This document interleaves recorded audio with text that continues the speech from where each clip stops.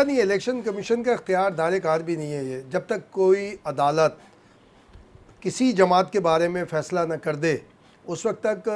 पाबंदी आयद नहीं की जा सकती। वो भी ऐसा हो कि जी गैर मुल्की, जैसे उन्होंने कहा फॉरेन फंडिंग ऐसी हो कि जो नॉन पाकिस्तानी से या किसी से ली गई हो, उसके ऊपर बात हो सकती है, वो भी अदालती फैसले के बाद। ये कह रहे हैं कि रिकॉर्ड से नाम हटा दिया जाए चेयरमैन पीटीआई का। हाँ नहीं, चेयरमैन पीटीआई वाली बात जो है ना, चेयरमैन पीटीआई की अब ये एक तो हो गया जमात पे पाबंदी वाली कि भाई इलेक्शन कमीशन के दायरे इख्तियार में नहीं, अगर अदालत कोई फैसला करेगी तो ऑटोमेटिक हो जाएगा, उसको इम्प्लीमेंट करेगी इलेक्शन कमीशन। जो चेयरमैन का मामला है, देखिए फरहान साहब, ये इलेक्शन कमीशन का ही इख्तियार है,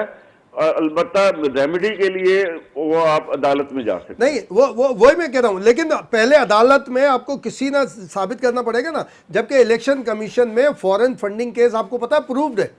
उसके खिलाफ पीटीआई गई हुई है अदालत के अंदर, फॉरेन फंडिंग केस। जो इनके पाइनर, पीटीआई के पाइनर, वही अर्ज कर रहा हूँ ना कि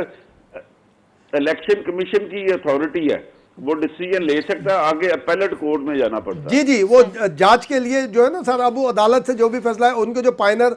सेक्रेटरी फाइनेंस थे, उनकी तरफ से था वो एप्लीकेशन, और उसके अंदर पाकिस्तानी से हट करे फंडिंग, वो भी सारी। और आपको याद होगा कि लंदन में एक अहम पर्सनालिटी अरेस्ट है, यानी बाकायदा तफ्तीश से गुजर रही है, और अगर वो तफ्तीश कहते हैं मुकम्मल होने के बाद अमेरिका ने भी उस शख्सियत की डिमांड की हुई है कि ये हमारे हवाले किया जाए। वहाँ पे एक मामला चल रहा है, उसमें भी यही है कि उन्होंने भी पैसा भेजा है, और उसके अंदर कोई गैर मुल्की शामिल हैं जिनके जो फंड ट्रांजैक्शन होते हुए और उसको शो नहीं किया गया था, वो सारी की सारी चीज़ें मौजूद है। फॉरेन फंडिंग केस तो खुद इलेक्शन कमीशन ने ऑलरेडी, और कई साल चला था,